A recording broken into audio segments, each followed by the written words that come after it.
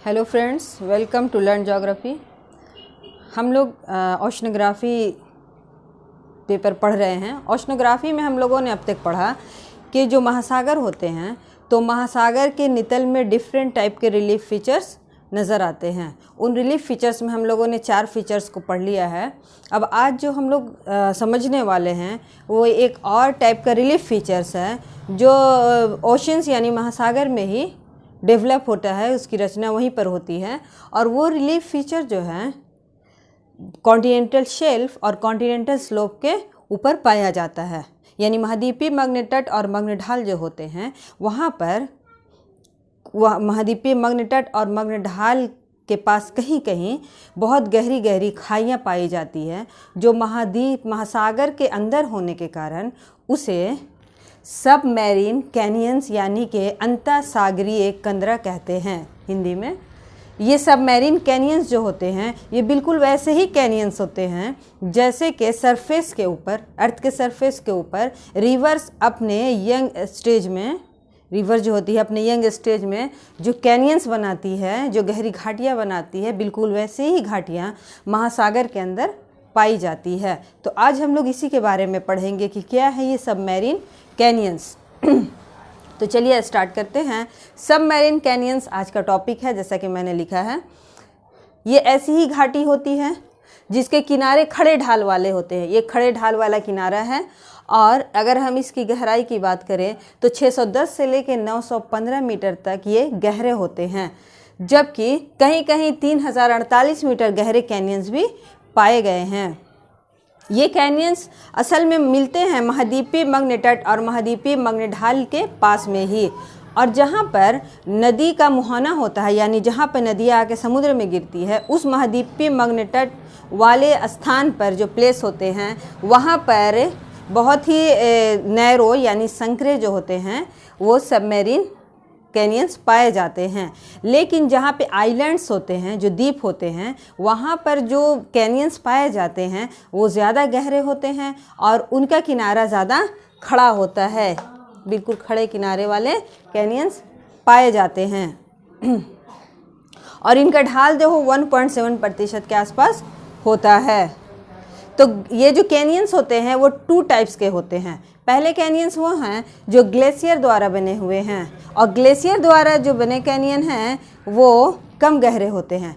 और दूसरे टाइप के कैनियंस जो होते हैं वो ग्लेशियर के अलावा बने हुए कैनियंस हैं। तो ये जो ग्लेशियर के अलावा बने हुए कैनियंस होते हैं इनका ये जो होते हैं ये गहरे ट्रेंच की तरह होते हैं और ये काफ़ी गहरे होते हैं, संघरे होते हैं। और अब बड़ी बड़ी नदियों के मुहाने के सामने ही ज़्यादातर कैनियंस पाए जाते हैं। जैसे कि कांगो बेसिन के, कांगो नदी के पास कांगो कैनियन, ये काफ़ी गहरा कैनियंस है। शेफर्ड जो थे उन्होंने बताया कि ये कैनियंस नदी घाटी यानी जो नदी यंग स्टेज में होती है, नदी जब बहती हुई पहाड़ी भाग से नीचे उतरती है तो उस वक्त वो यंग स्टेज में होती है और उसकी वजह से उसमें बहुत ज़्यादा कैपेसिटी होती है चीज़ों को तोड़ने फोड़ने की। तो उस वक्त वो अपना इरोजन करते हुए एक गहरी घाटी का निर्माण करती है। ठीक उसी तरह की घाटी नदी के मुहाने के पास, कॉन्टिनेंटल शेल्फ और स्लोप के पास पाए जाते हैं। इस शेफर्ड और बियर्ड जो थे उन्होंने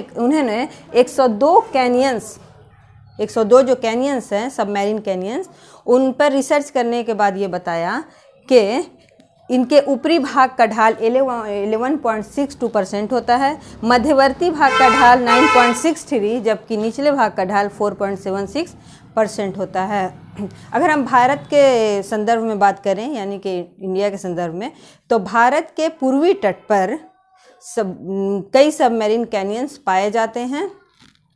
इसमें से जो इम्पॉर्टेंट है वो ये है कुडालोर कैनियन 329 मीटर गहरा है, जबकि पौंडीचेरी के पास पौंडीचेरी कैनियन 466 मीटर गहरा है। पलार कैनियन 1141 मीटर गहरा है।